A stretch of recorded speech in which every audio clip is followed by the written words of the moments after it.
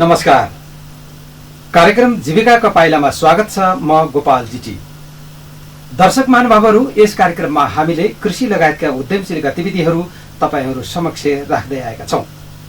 यस कार्यक्रमलाई प्रत्येक सोमबार राति 8 बजे प्रस्तुत गर्दै आएका छौं भने मंगलबार बिहान 8 बजे र बिहीबार साँझ 6:30 बजे पनि हेर्न सक्नुहुनेछ। नेपाली समाजमा युवाहरू पैसा कमाउन विदेश जानु सामान्य र अनिवार्य जस्तै भएको छ। तर वैदेशिक रोजगारीले पैसा कमाइसँगै खुसी दिन्छ भन्ने कुनै निश्चित छैन। अहिले आएर स्याङ्जाका युवाहरू कमाईको राम्रो गन्तव्य ठानिएको दक्षिण कोरियाको जागिर छोडेर गाउँमै बाख्रा पालन गरेर रमाउन थालेका छन्। यसै क्रममा स्याङ्जाको गल्याङ नगरपालिका वडा नम्बर 1 मालुङ्गा फाटका ध्रुव भण्डारी विगत 2 वर्षदेखि आफ्नै गाउँमा बाख्रा पालन व्यवसाय गर्दै आउनु भएको छ। 7 वर्ष दक्षिण कोरियामा काम गरेर फर्किनुभएका ध्रुव भण्डारीले 2076 वैशाखदेखि बाख्रा पालन थाल्नु भएको हो। कोरियाबाट फर्केपछि सुरुमा काठमाडौँमा चाउमिन उद्योग सञ्चालन गर्नुभएको थियो। चाउमिन उद्योगमा आम्दानी राम्रै भए पनि काठमाडौँको कोलाहल र तनावपूर्ण बसाइले भण्डारीलाई सन्तुष्टि दिन सकेन र गाउँमा बाख्रा पाल्ने मन जागेको हो। 3वटा माउपाठी र एउटा बिउ बोका गरी जम्मा 4वटाबाट सुरु गर्नुभएका भण्डारीको मालुङ्गा नमुना पोएर बाख्रा फर्ममा अहिले 35वटा माउसहित साना ठुला गरी 55वटा बाख्रा छन्। भण्डारीको फर्ममा 100% सम्मका बोयर बाख्रा छन्। सेतो सहरको अवधारणा सहित अगाडि बढेको गल्याङ नगरपालिकाले दुग्ध उत्पादनसँगै बाख्रा पालनलाई पनि प्राथमिकता दिएकाले थप उत्साही बनाएको भण्डारीले बताउनुभयो। हामीले अरूको देखेर र रहरको भरमा व्यवसाय गरेर हुँदैन, मनैदेखि म यो काम गर्छु भने दृढ संकल्प सहित कामको थालनी गरेमा सफल हुन सकिने भण्डारीको भनाइ छ। अन्न र दाना भन्दा पनि घाँस खुवाएर उत्पादन लिन र थोरै लगानीबाट पनि सुरु गर्न सकिने भएकाले बाख्रा पालनलाई रोजेको हो। मूल्यमा कहिल्यै गिरावट नआउने र माग पनि धेरै हुने भएकाले भण्डारीलाई बाख्रा पाल्न मन जागेको हो। त्यही 4वटा बाख्राबाट कमाउँदै र थप्दै जाँदा खोर निर्माण सहित अहिलेसम्म 35 लाखको लगानी भइसकेको छ। अब प्रस्तुत छ भण्डारीको फर्म अवलोकनसँगै उहाँसँग गरिएको यो कुराकानी।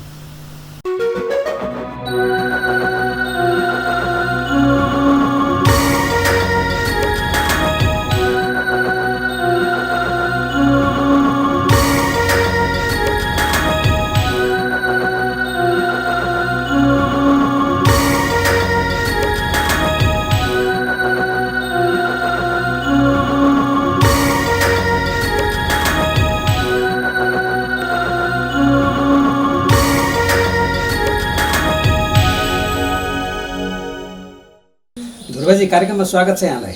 हस्, हजुरलाई धेरै धन्यवाद। यहाँले यो बाख्रा पालन कहिलेबाट सुरु गर्नुभयो? मेरो यो बाख्रा पालन 2076 साल वैशाख 29 गते हजुर। र बाख्रा औपचारिकमा पालन गरेको 25 गतेबाट।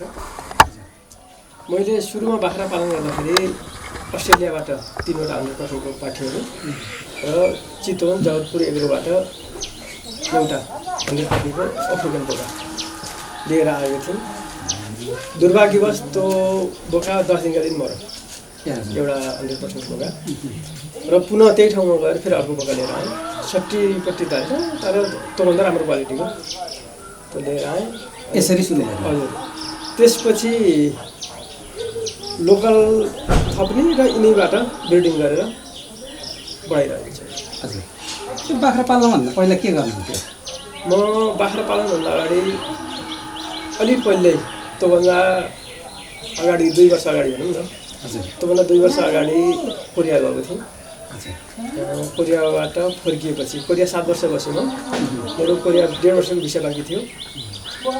अब कोरियामा धेरै बसेर भएन, स्वदेशमा गएर परिवारसित बसौँ भनेर आएको मलाई त। अब यहाँ आइसकेपछि नि अब अलिकति बाख्राको रूपमा बाँधियो भनौँ न।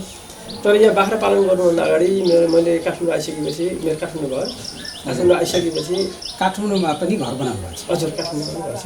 काठमाडौँ घरको पारिपट्टि इमाडोल भनिन्छ। हजुर। त्यो इमाडोलमा छ। अनि त्यहाँबाट बस पार्कमा, गोङगु बस पार्कमा, नयाँ बस पार्कमा चाउमिन फ्याक्ट्री खोलेँ। चाउमिन फ्याक्ट्री खोलेर चाउमिन फ्याक्ट्री एकदम राम्रो चलिरहेको थियो। तर कस्तो भने मिस्त्री कामदार मेरो सबैको समय नमिल्ने भनौँ न म घरमा बसेर बसमा जाँदाखेरि 2-3 घन्टा बसमा लड्छु यातायातमा समय लड्छु र त्यहाँ गएर डिमान्ड पुर्याउनु मुस्किल गरेपछि त्यस्तो भइसकेपछि मैले एकजना कसैले त्यो चाउमिन फ्याक्ट्री छोडेँ बेचिदिएँ त्यसमा राम्रो नाफा हुन्थ्यो ल 1 लाख प्लस नै नाफा हुन्थ्यो मासिक 7 जना कामदार हुन्थ्यो मैले 8 बोरा मैदा भनेको 400 किलो मैदा उत्पादन गरेर बिक्री गरिन्थ्यो र त्यसबाट पनि खासै सन्तोष आत्मसन्तुष्टि भयो भने पैसा माग्ने सबै ठुलो कुरो होइन बिहान 5 बजे उठेर जाउँ दिउँसो 11 बजे के अरे दिउँसो भन्दा आएर दिउँसो 11 बजे खाना खाऊँ अनि राति 11 बजे कोठामा घरमा आइपुग्यो गर्दाखेरि अलि आत्मसन्तुष्टि भएन अनि अलिक बढी दुःख भयो जस्तो पनि लाग्यो र अब अहिले भनौँ न एउटा कुनै पनि उत्पादन क्षेत्रमा लागेर त्यसको बजारीकरणको राम्रो व्यवस्था भइसकेपछि र आम्दानी हुँदाखेरि प्रायः गरेर त्यही रमाउने चलन हुन्छ तर यहाँ चाहिँ काठमाडौँ बसेर त्यो भनौँ न सानोतिनो भए पनि उद्योग सञ्चालन गर्दाखेरिको त्यो व्यापार र त्यो सन्तुष्टि हुँदा त्यो उत्पादन र त्यो आम्दानी हुँदा हुँदै त्यहाँ रमाउन सक्यो रमाउँछ आत्मसन्तुष्टि भयो सबभन्दा ठुलो कुरो आत्मसन्तुष्टि भयो आत्मसन्तुष्टि कसरी भएन भने कसैले डिमान्ड गरेको छ उसको डिमान्ड पुर्याउन सकिएन हजुर अरे भित्र असाध्यै पीडा हुने गाली खाइने अब के कुरा गर्नु होइन अनि त्यसपछि म यसमा असफल हो कि भन्ने किसिमको सोचाइ आयो कि अब त्यसमा मेसिन थप्ने अनि त्यसपछि ठाउँ थप्ने कामदारहरू थप्ने गरेको भए हुन्थ्यो होला अलि कम्पिटिसन बजार पनि थियो कुनै बेला पनि धराशायी हुन सक्थ्यो र मैले कोरियाबाट नै देखेको सपना कृषिमा लगाएँ म कोरियाको कृषि पनि देखेर आएको मान्छे अनि कोरियाको पन्जाबमा काम गरेर मिहिनेत गरेर आएको मान्छे एक किसिमले कसरी मिहिनेत गर्नुपर्छ दिनको कति घन्टा खानाको लागि मात्रै कति घन्टा काम गर्नु पर्दो रहेछ भनेर देखेर आएको मान्छे अनि यहाँ आइसकेपछि मैले कृषिमा लगानी गर्ने अनि कृषिमा लगानी गर्ने भनेर मैले लियास कुखुराको तालिम पनि लिएको 1 हप्ता अनि लियास कुखुरा मैले लिँदाखेरि 2800 को 1 कार्टुन थियो भने मैले तालिम लिएर दिँदाखेरि 1800 मा झऱ्यो भनेपछि अब यो बजार असाध्यै उतार चढाव भने अनि मैले अब बाख्रामा लगानी गर्छु भनेर म काठमाडौँ फर्केँ यो लियास कुखुराको तालिम लियो व्यवसाय चाहिँ बाख्राको गरेँ हजुर अनि बाख्रामा लगानी गर्न अथवा बाख्रा व्यवसाय सुरु गर्ने तपाईँले म आफै नै बाख्रा पालन सुरु गर्छु भन्नुभयो या अरू कसैको सपोर्ट भयो यसमा सबभन्दा बढी मिडियाको पनि हात छ हजुर जस्तो अब कुनै पनि मिडियाले बाख्रा कृषि सम्बन्धी कार्यक्रम प्रसारण गर्दाखेरि बाख्रा पालनमा के छ त अब म बाख्रा पालन गर्दाखेरि भनौँ न सफल भएको मान्छे भन्दा असफल भएको मान्छे के कारणले असफल भइरहेको छ म त्यसलाई सुधार्न सक्छु कि सक्दिनँ भन्ने किसिमले नै मैले क्षेत्रमा आएको हो र यसमा मैले बाख्रा पालन सुरु गर्नुमा हाम्रो एकजना बाख्रा पालकको अभियन्ता हुनुहुन्छ बाख्रा पालन सम्बन्धी अभियन्ता सुशील अर्याल सर सुशील अर्याल सरले बढी मोटिभेट गर्नुभयो र म कोरिया भन्दाखेरि सुशील सरसित निरन्तर सम्पर्कमा हजुर र सुशील सरले मेरो भाइ विष्णु भन्दाखेरि वालिङ क्याम्पसबाट पनि भाइ मार्फत बढी चिन्नु भयो मलाई मेरो व्यक्तिगत रूपमा चिन्नु भयो अनि यहाँ आइसकेपछि सरको सल्लाह अनुसार यो खास बाख्रा पालन गर्ने त्यही अनुसार अगाडि हजुर त्यही अनुसार अगाडि बढ्यो सुरुमै हामीले बोर क्रस बाख्रा ल्याइयो या अथवा स्थानीयलाई नै सुरुमा प्योर ल्यायो सर त्यो 100% को अस्ट्रेलियनबाट ल्यायो 3वटा अनि एउटा 100% बोका चितवनबाट ल्यायो यो सुरु गर्नभन्दा अगाडि अब भनौँ न एक खालको योजना त बन्यो बाख्रा पालन गर्ने अभियन्ताहरूसँगको सम्पर्क त्यसपछि विभिन्न सामाजिक सञ्जालहरूमा आएका कृषि कार्यक्रमहरूले पनि यहाँलाई त्यो यो कामप्रति बाख्रा पालनप्रतिको एउटा प्रेरणा मिल्यो र सँगसँगै यसको कुनै तालिम लिनुभएको छ छैन बाख्राको तालिम मैले दिएँ सर मैले 3 दिन तालिम लिएँ 3 दिन तालिममा खास नर्मल रूपमा आधारभूत सिकाइ मात्रै सिकियो त्यस बेला र तालिम पनि यो फिल्डको तालिम भयो भने राम्रो हुँदो रहेछ हजुर कोठाको तालिम भयो भने अलि अपुरो हुँदो रहेछ प्रभावकारी हुँदो रहेछ जस्तो अब मैले यहाँ गरेर जति सिकिरहेको छु तालिम लिएको भए अझ बढी सजिलो हुन्थ्यो र यो यही पनि मलाई मेरो निम्ति तालिम भइरहेको छ जुन काम व्यवसाय नै सुरु गरेपछि अभ्यास चाहिँ त्यहीबाट नै भयो हजुर अभ्यास त्यहीँबाट नै भयो र बाख्राको नजिक बसेर काम गर्दाखेरि जति आफूलाई अनुभव हुन्छ हजुर त्यति किताबी ज्ञान अलिक कम हुँदो रहेछ र धेरै जसो साथीहरूले युट्युब हेरेर जुन बाख्रा पालन सञ्चालन गर्नुभएको छ र बाख्रा पालनमा सबभन्दा असफल हुन कारण पनि त हो किन भन्दाखेरि यो युट्युबहरूमा अनि आएको अरू मिडियाहरूमा आएका समाचारहरू धेरै जसो सफलतामा मात्रै हुन्छ। हजुर यसमा असफलता के छ त, यसमा कमजोरी के छ, यसको बजार के छ, यसमा के रोग लाग्छ, यसलाई के घाँस चाहिन्छ, एउटा बाख्रालाई जग्गा कति चाहिन्छ घाँसको लागि, अनि बुटेन घाँस कस्तो चाहिन्छ, अनि दाना कति दिनुपर्छ भन्ने नर्मल रूपमा आएर त्यसको लागि क्यालकुलेसन गरेर अगाडि बढाउने मान्छे अवश्य सफल हुन्छ। यसमा कस्तो भने आफूभन्दा अग्रजहरू बाख्रा पाल्ने मान्छेहरू को हुनुहुन्छ, अनि कुन ठाउँमा कति ठुलो फर्म छ, अनि उहाँहरूले बाख्रा पालन गर्दाखेरि के प्रक्रियाहरू अप्नाउनु भएको छ, हजुर त्यो तपाईँहरूले हामी सबैले भनौँ राम्रोसँग अध्ययन गरेर आफू व्यवसायमा हात हालिदियो भने अवश्य सफल हुन्छ। यहाँले अगाडि भन्नुभयो नि जस्तै कतिपय व्यवसायहरू सुरुवात गर्ने र असफल हुने, त्यस कारण यहाँले त्यो के कारणले असफल गयो त्यसलाई यहाँले ध्यान दिनु हजुर होइन। त्यो हुनाले नै अहिले यहाँ आफैले काम गर्दाखेरि पनि त्यो त्यसबाट सुरक्षित रहनको लागि आफू सफलता प्राप्त गर्नको लागि पनि सजिलो भइरहेको छ। हो एउटा यो खोजको क्रममा र अध्ययनको क्रममा ध्यान दिनुपर्ने कुराहरू यी पनि होला होइन, यहाँको अनुभवहरू देखाएको छ। अब अहिले यहाँले यो व्यवसाय सुरु गरिसकेपछि अब यसका पनि विभिन्न रोग लाग्नेदेखि लिएर उपचार गर्नुपर्ने होइन, प्राविधिकहरूसँग एउटा सहयोग पनि दिनुपर्ने हुन्छ। त्यसको सुविधा यहाँको स्थानीय नगरपालिकाले अथवा यहाँको प्राविधिकहरूबाट के गति पाउनु भएको छ र लिनुपर्ने नपर्ने के छ अवस्था? यसमा यो बाख्रामा प्रमुख समस्या भनेको निमोनिया छ।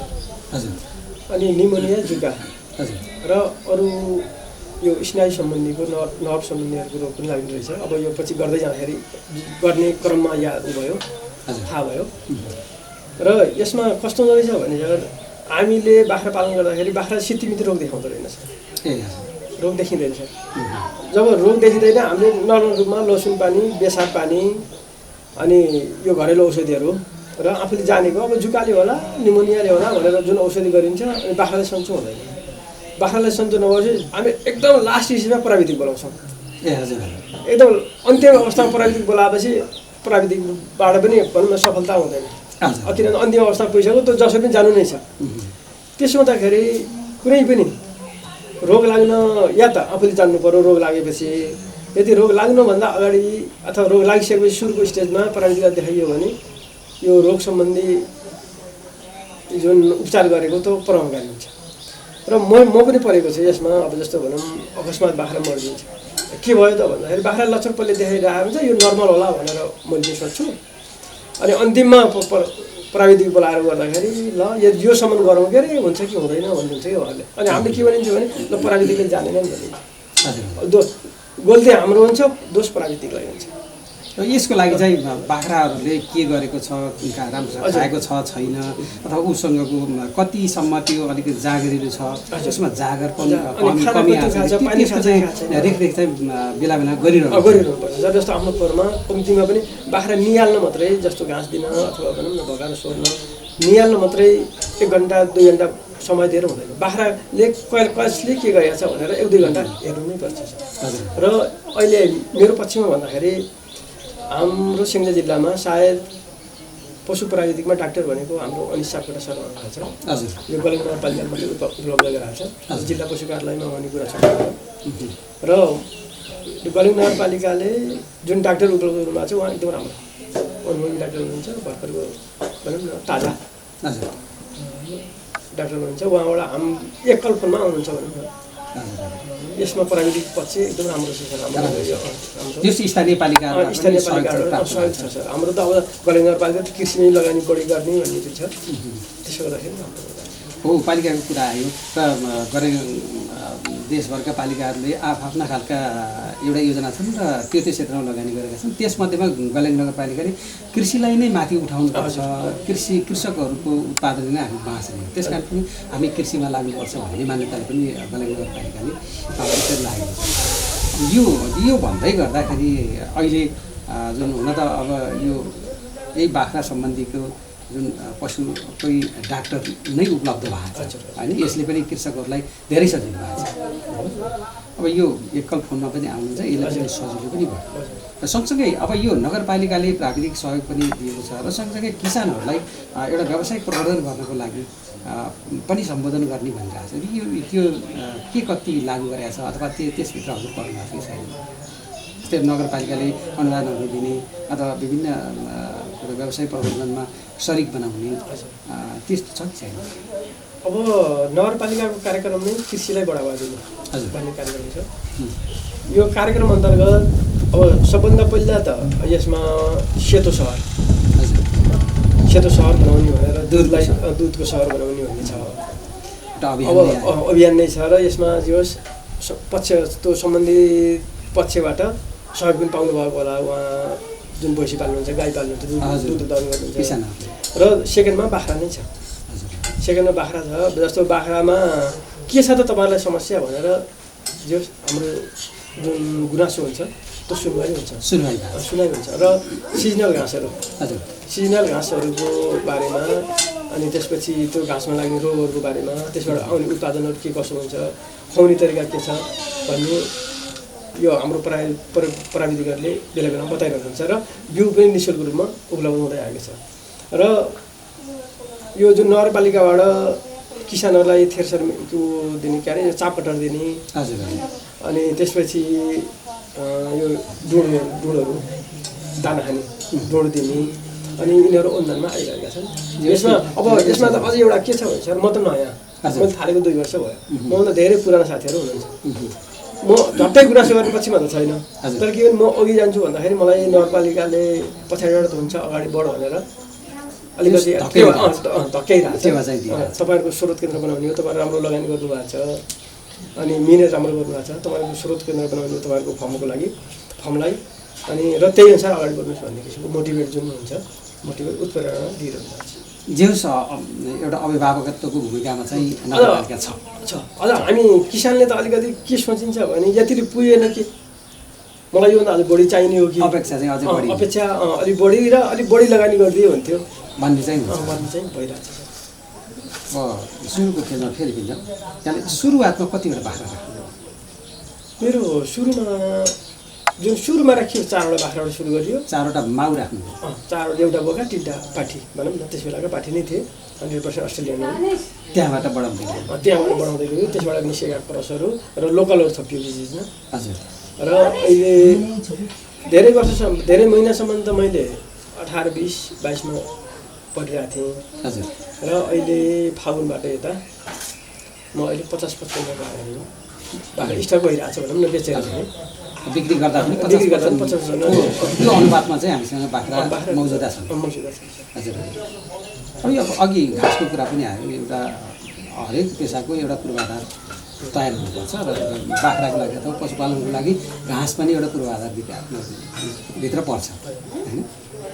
घाँसको व्यवस्था हामीले पुरानै छ हुन त। अघि बिउ घाँसको लागि पनि म लिन गएको पनि भन्नुभयो।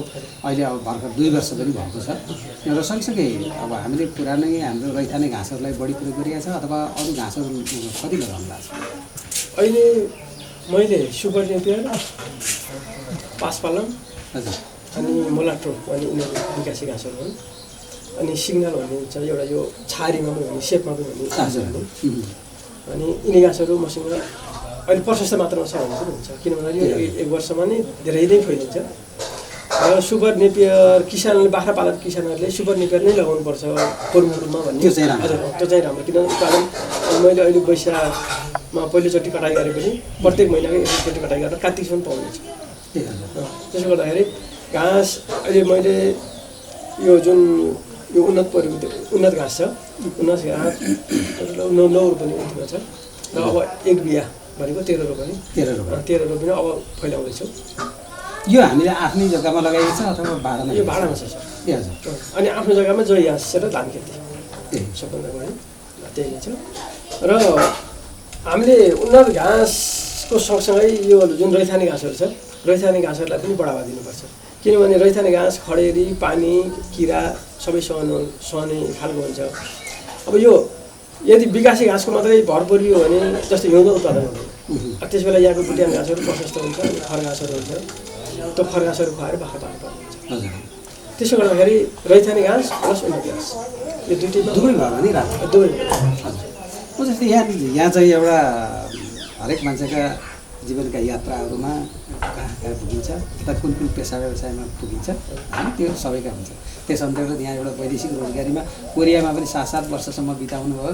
त्यहाँबाट पनि राम्रै आम्दानी थियो होला र पनि त्यहाँबाट त्योभन्दा पनि म आफ्नै ठाउँमा गर्नुपर्छ भनेर पनि आउनुभयो र काठमाडौँ बसेर पनि एउटा व्यवसाय गरेको मान्छे एकैचोटि भनौँ न गाउँमा हाम फालेर बाख्रा पालन सुरुवात गर्दाखेरि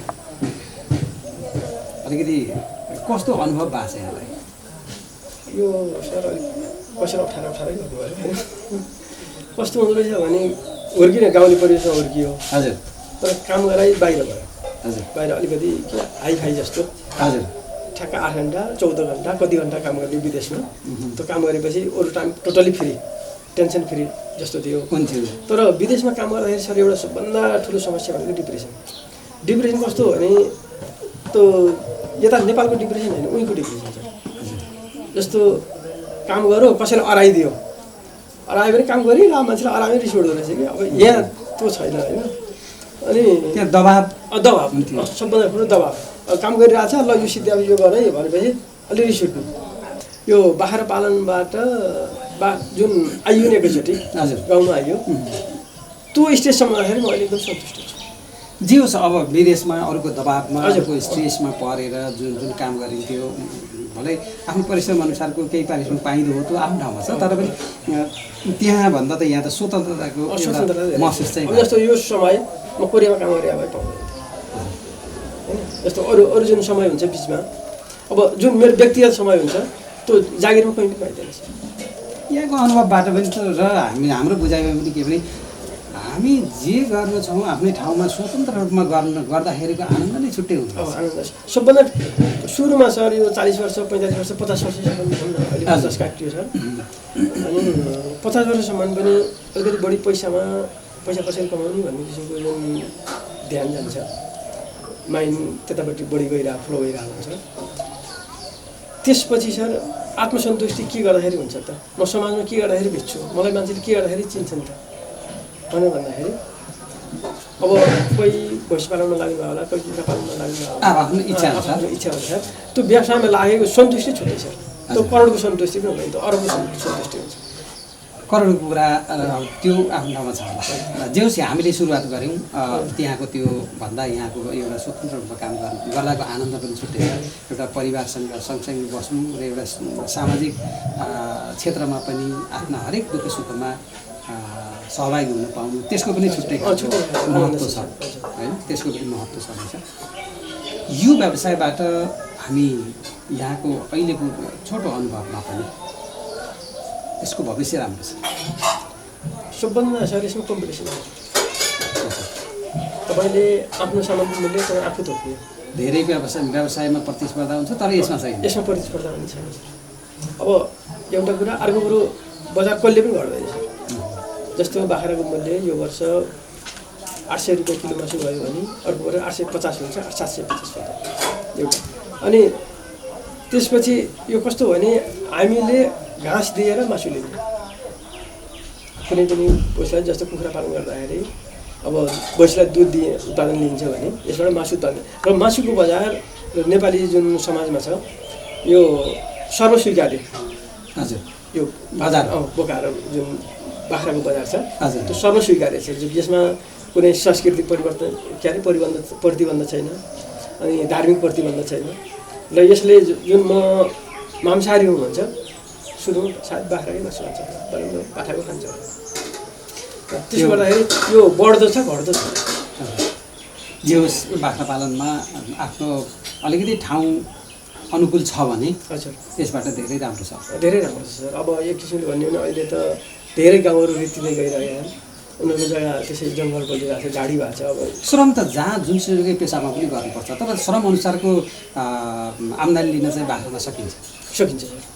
यो ढुक्क भएर कसैले पनि मैले मिहिनेत गर्छु, मैले मिहिनेत अनुसारको फल पाउँछु कि पाउनु भनेर एउटै शर्तमा बाख्रालाई मैले रोग लाग्न दिन्न भनेर मात्रै अगाडि बढ्नु पर्यो अरू केही गर्नु पर्दैन घाँस प्रशस्त हुन्छ जवानीको बेलामा यहाँ पनि अब धेरै हाम्रा नेपाली युवाहरूलाई वैदेशिक मोहले चाहिँ तानी भएको छ र आम्दानी गर्नको लागि त्यस्तो गन्तव्यको खोजी गर्ने क्रम हिजो पनि थियो अहिले पनि छँदैछ र धेरै धेरै युवाहरूमा त्यसले चाहिँ गाँजेको पनि छ र त्यसको एउटा भागीदार यहाँ पनि रहनुहुन्छ त्यो अनुभव यहाँ पनि गर्नुहुन्छ त्यो अनुभव गरिसकेपछि फेरि पनि आफ्नो ठाउँमा एउटा स्थानीय उद्यमशील बन्नुपर्छ यसबाट हामी चाहिँ खुसी हुन सक्छौँ भन्ने खोज गर्ने क्रममा बाख्रा पालन सुरु गरेको छ तर अहिले पनि धेरै युवाहरूमा हामीले यसरी भनिरहँदा यहाँ जस्तो एउटा व्यवसायीले आह्वान गरिरहँदा र हामीले पनि त्यस्ता कुराहरूलाई सम्प्रेषण गरिरहँदा पनि धेरै युवाहरूमा अहिले पनि स्थानीय यो बाख्रा पालन लगायतका कृषि क्षेत्रमा आकर्षण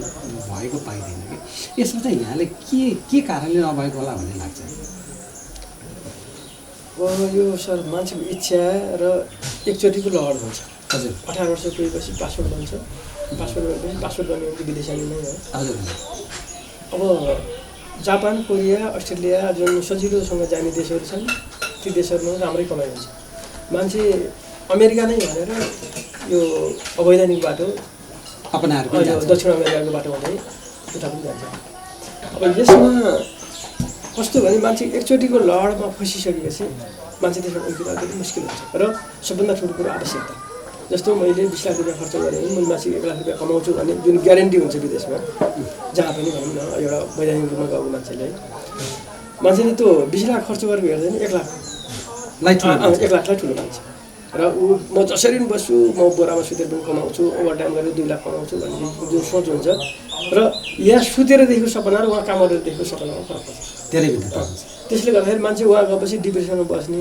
पर्ने अनि आत्महत्या गर्ने र घर परिवारहरू छुट्टी भिन्न हुने जस्तो भनौँ न घर आउँदाखेरि श्रीमतीले सबै पैसा खर्च गरेको अवस्था अथवा श्रीमती नभएको अवस्था अनि उहाँ आफैले पनि त्यो बढी प्रेसरमा परेर कुबाटोमा लाएर रक्सी भनौँ अनि त्यसपछि पेसिनहरू गरेर खर्च गरेको उदाहरणहरू प्रशस्त छन् अब यहाँ एउटा अलिकति राज्यले सोच्नुपर्ने कुरा के भन्छ जस्तो यो युवालाई रोक्न के छ त मसँग प्लान के छ त भनेर राज्यले सोच्ने हो भने जस्तो हामीले अझै पनि 8 अरब 10 अरब कतिको मासु अझै पनि आयात गरिरहेका छौँ र त्यो 8 अरबमा 4 अरब कृषि क्षेत्रमा लगानी गरिदिने हो भने कमसेकम मलाई दिएको डोनेसन जुन छ अनुदान जुन छ त्यो मैले नजिकको चामल पसलमा त किन्छु सर त्यो पैसा विदेशै त जाँदैन जबकि सरकारको 8 अरबै विदेश जानुभन्दा अलिकति पैसा मलाई दिएर यहाँको चामल पसलमा अथवा भनौँ न खाद्यान्न पसलहरू यहीँका व्यवसायको पैसा लगानी भयो भने देशको उन्नति पनि हुन्छ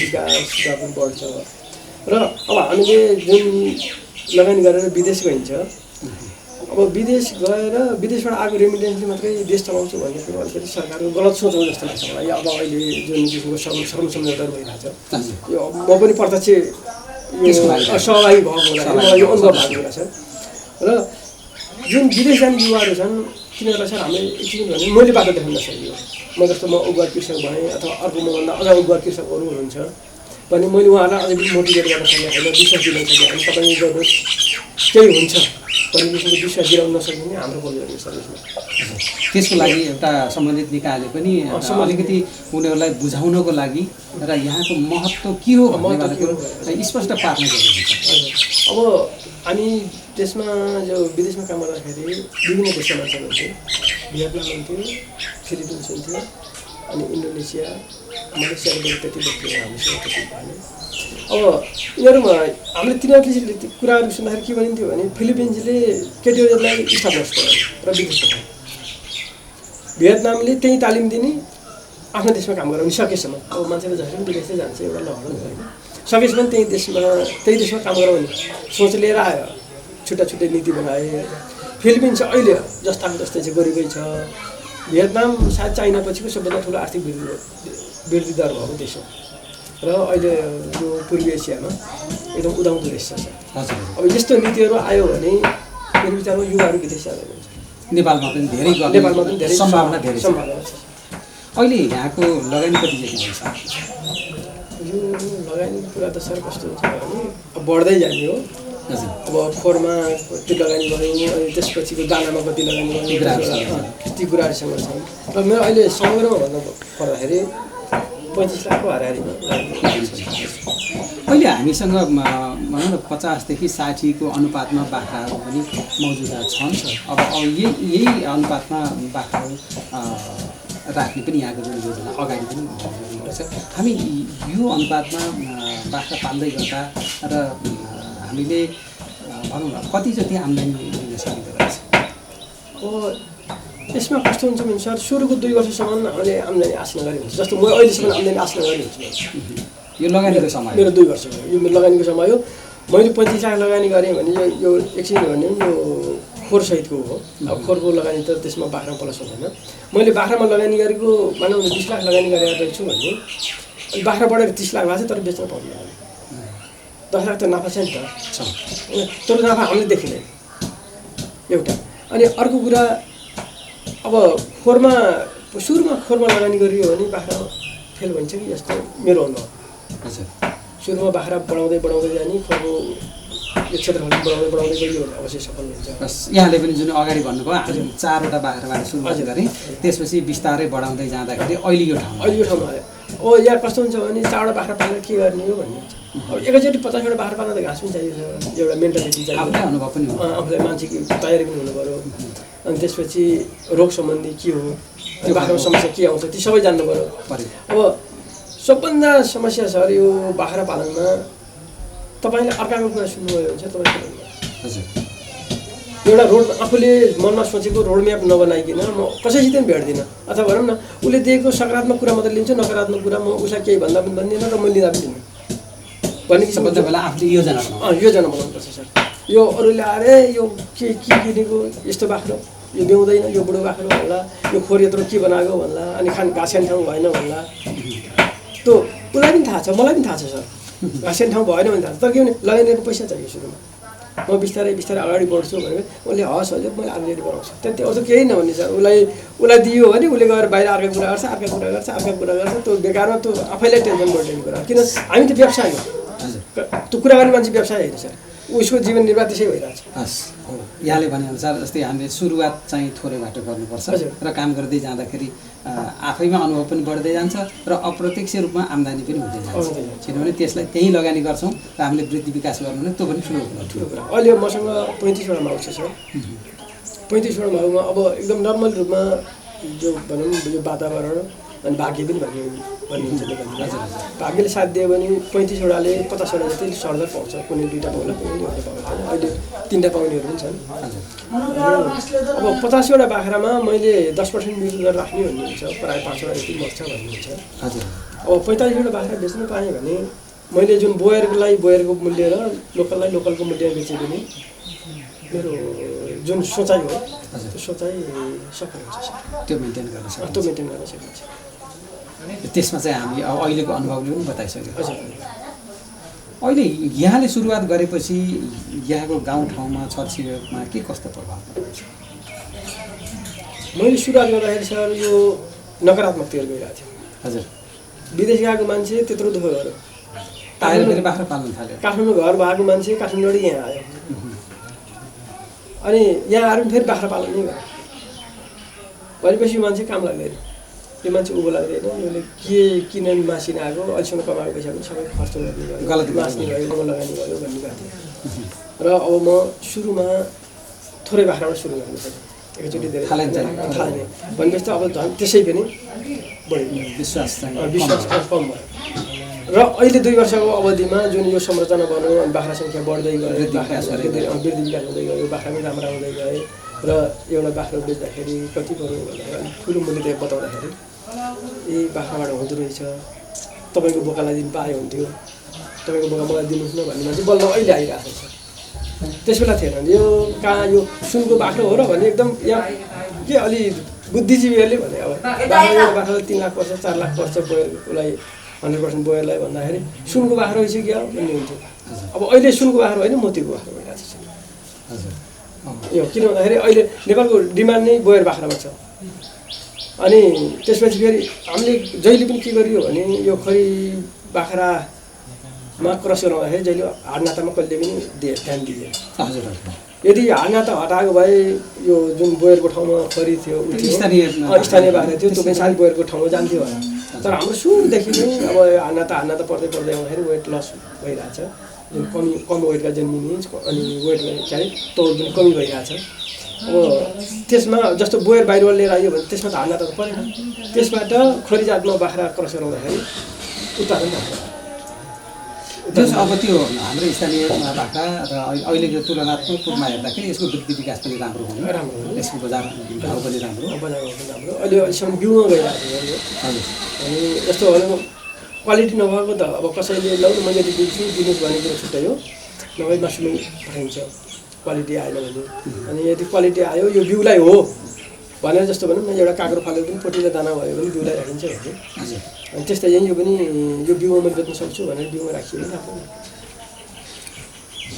यो क्षेत्रमा लाग्न चाहनेलाई के भन्नुहुन्छ कसैले म बाख्रा पाल्छु ध्रुवले पाले नै म पनि पाल्छु र म पनि व्यवसाय सुरुवात गर्छु भन्यो भने उहाँहरूलाई के भन्नु सुझाव दिनुहुन्छ अब यदि बाख्रा पालन आत्मबाट हो मलाई हेरेर कसैले पाल्नु भयो भने मैले भन्छु नपाल्नुहोस् अब अर्को कुनै सफललाई हेरेर पाल्नु लाग्छ भने त्यो पनि नपाल्नुहोस् मैले घाँस काट्छु मैले पसिना बगाउँछु मैले अझ सबभन्दा ठुलो कुरा छ साथीभाइको बिचमा अथवा भनौँ न कुनै पार्टीहरूमा पार्टी भन्नाले यो बिहा समारोह अनि व्रतबन्ध जुन मान्छे जमघट हुन्छ त्यहाँ तपाईँ के गर्नुहुन्छ भनेर भन्दाखेरि मैले बाख्रा पाल्छु भने जबसम्म तपाईँलाई आँट आउँदैन त्यो आँट नहुँदैछ भने बाख्रा पाल्नुहोस् मैले आफैले घाँस काटेर बाख्रा पाल्छु मेरो मान्छे छैन म सबै आफैले गर्छु भनेपछि जबसम्म भित्रबाट आत्मबल आउँछ मैले नै गर्ने हो भनेर आत्मबल आउँछ त्यस बेलासम्म तपाईँ सुरु गर्नुहोस् तपाईँ सफल हुन्छ यदि बाख्रा पालेको भएन भन्ने किसिमको सोच आयो भने यो कहिले त्यसमा हातै कुखुरा पनि नहाल्नुहोस् कुनै व्यवसाय पनि नहाल्नुहोस् कुनै पनि व्यवसाय गर्नु हो भने मनैबाट गर्नु पर्यो आत्मगौरव आत्मसन्तुष्टि साथ गर्नु पऱ्यो म बाख्रा पालेको किसान हो मैले बाख्रा पालेँ भन्छ नि तपाईँहरूलाई अब बाहिर गरेले त्यस्तो पढेको मान्छे त्यत्रो कमाएको मान्छे त्यस्तो सम्पन्न मान्छेले यो घाँस काटिएको छ भन्ला अब कसैले कोदाल खनिएको छ भन्ला के भन्ला त्योबाट बाहिर निस्किनु सक्नुहुन्छ है बाख्रा पाल्दाखेरि त्यसरी नाफा हुन्छ अनि एउटा सबभन्दा ठुलो कुरो स्वदेशमा रोजगार हुन्छ अब मैले हेर्दाखेरि नर्मल रूपमा जुन रोजगार छ अब अप्रत्यक्ष रूपमा मसित लाभान्वित हुनेहरू जग्गा भएको मान्छेहरू जसले मलाई ठेकमा दिनुहुन्छ अनि जसले अन्न उत्पादन गरेर मकैहरू उत्पादन गरेर मलाई बेच्नुहुन्छ जसले घाँस बेच्नुहुन्छ तिनीहरू अप्रत्यक्ष रूपमा आफै लाभान्वित हुनुहुन्छ एउटा अनि अर्को कुरा प्रत्यक्ष लाभान्वित हुनेमा जस्तो म धनी भएँ भने मेरो आसपासको मान्छे अरूहरू पनि धनी हुनुहुन्छ हजुर जस्तो पसल चल्छ होटल चल्छ अनि कोही विदेश जानु चाहला जति पैसा भयो भने पैसा दिनुपर्छ समाजमा यस्तो एउटा सामाजिक भावना पनि राख्नु पऱ्यो त्यो गर्दाखेरि म व्यवसायी भनेर म उद्योगी भनेर मैले केही गर्छु र केही गरेर देखाउँछु भन्ने मान्छे तपाईँसित आत्मबल छ भनी गर्नुहोस् यदि म बाख्रा पालेर म बिचमा गएर कसैले सोध्यो भने बाख्रा पाल्छु भन्दाखेरि तपाईँको आत्मकमजोरी अथवा भनौँ न आफैले आत्मसमीक्षा गर्दाखेरि म कमजोरी हुन्छु कि भन्ने सोच्नुहुन्छ भने बाख्रा कुनै व्यवसाय पनि नगर्नुहोस् बाख्रा मात्रै दिउँसो आफ्नो ठाउँमा यहाँको अनुभवले पनि यहाँको अध्ययनले पनि बताएको केही गर्छु मनैबाट केही गर्छु भनेर विश्वासका साथ गरियो भने बाख्रा पाल्नुको पनि अब यसको बजारीकरणको त सीमा नै छैन होइन सँगसँगै अरू व्यवसायमा पनि हामी हिसाबले लाग्न सक्छौँ यो बाख्रा पालनलाई मेन व्यवसाय बनाएर मुख्य व्यवसाय बनाएर हामी तरकारी खेती गर्न सक्छौँ घाँस खेती गर्न सक्छौँ हाम्रो धेरै साथीहरू बाख्रा पालन सक्छौँ धेरै साथीहरूले घाँस बेचेर वर्षको 8-10 लाख 20-25 लाखसम्म घाँस बेच्ने साथीहरू हुनुहुन्छ जस्तो तर त्यसमा मात्रै छैन अनि त्यस्तो हुन्छ भने आम्दानी स्रोत भनेको एउटा डालामा टेक्ने र अर्को डालामा समर्थन गर्नु त्योसँग पनि जोडिएको त्यसको क्षेत्र विस्तार गर्छ के हो है अब अरू व्यवसाय गरियो भने त व्यवसायले पाल्छ जस्तो अरू व्यवसाय गरियो भने त्यो भनौँ न अब सहरमा गरियो भने मानव एकचोटि सहरको कुरा ल्याउँ म गाउँमा बसेको छु सहरमा बसियो भने घरबाट तिर्नुपर्छ अनि नजिकको खाजा पसललाई मासिक पैसा दिनुपर्छ चिया पसललाई बुझाउनु पर्ला अनि त्यसपछि आफ्नो घरमा कोठामा कहाँ बसेको त्यसको खर्च चलाउनु पर्ला र बाँकी अनि बिजुली पानी अनि त्यसपछि फेरि अब चन्दा उठाउने आउलान् तिनीहरू सबै कटाएर बल्ल आफूलाई नाफा हुने हो भने अब बाख्रा पालन गर्दाखेरि सँगसँगै कृषि गरिएको हुन्छ कृषि खेतीमा आफ्नो ध्यान गएको हुँदैन नाफा हेर्दाखेरि बाख्रा मात्रै देखिन्छ तर आफूलाई पालिने खर्चहरू अरू अप्रत्यक्ष रूपमा आउने जुन आम्दानी हुन्छ त्यो अप्रत्यक्ष रूपमा आइरहेको हुन्छ। यो चाहिँ अप्रत्यक्ष रूपमा धेरै क्षेत्रबाट धेरै क्षेत्रबाट आइरहेको यो जाने भन्दा आउने धेरै हजुर होइन, त्यसैले पनि यहाँ आफ्नो ठाउँमा चाहिँ गर्दा राम्रो। अब अहिले यो यहाँको अहिले जुन हुन त बजारीकरणको समस्या छैन, बिक्री गर्न गाह्रो छैन, यहाँले गरेको उत्पादन जुन अहिले 50%, 75% र 100%का समेत उत्पादन भइरहेको छ, यो अहिले कतिको टाढासम्म पुगेको छ अथवा कतिको माग कतिको? यो अब अहिले म त नयाँ किसान भएँ स्कुलमा। मेरो अस्ति मोरङमा गएँ अलिकति बाख्राहरू र साथीहरू सरहरू उहाँ मोरङको सरहरू गाडी लिएर आउनुभएको थियो। हजुर, अब माग्नेर धेरै चाहिँ पाउनु भएको थियो, मसँग थियो। अनि अरू त यही छिमेक जिल्लामा पाल्पाको छ, हाम्रो सिङ्गामा छ। हजुर, यस समय गयो, खुसी लाग्यो। यो क्षेत्रमा हामी बाख्रा पालन गरेर केही गर्न सक्छौँ भन्ने आँट छ। अहिले यति चाहिँ हामी आफ्नै घरकै परिवारबाट गरिएको छ। बिच बिचमा अर्को जुन बाहिरी काम हुन्छ, त्यो बाहिरी कामको लागि सहयोग दिनुहुन्छ, बाहिरी माछा लगाइन्छ। अहिले यो 50वटा बाख्रा अलिकति घाँसको म्यानेजमेन्ट गर्नु पनि यसले पाल्न सकिँदो रहेछ भन्ने। हस्, धन्यवाद छ। हस्, तपाईँलाई पनि धन्यवाद, यहाँसम्म दुःख कष्ट गरिदिनु भयो र आफ्नो भनाइ केही राख्नु भयो यसको लागि हजुरलाई धेरै धेरै धन्यवाद।